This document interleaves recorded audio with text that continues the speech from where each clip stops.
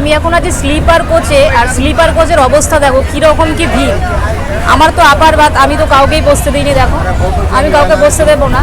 আর এত ভিড় দেখো, মানে যাদের সিট রিজার্ভ রয়েছে তারা বসতে পারছে না। দেখো কত আনরিজার্ভ প্যাসেঞ্জার দেখো উঠে গেছে। দেখো কত সব আনরিজার্ভ প্যাসেঞ্জার বসে গেছে। প্রচুর ভিড়, প্রচুর ভিড়। মানে যারা একটু কথাবার্তা বলতে পারে, যাদের একটু দম আছে, তারাই দেখছি সিটের মধ্যে শুয়ে আছে। আর বাদ বাকি দেখো সব সিট দেখো পুরো রিজার্ভ হয়ে আছে। মানে একটা সিটে এই যে আপার বাজারে দেখো 4 জন বসেছে, 3 জন, এদিকে আবার বাচ্চা, এ বসতে দেয়নি। নিচে দেখো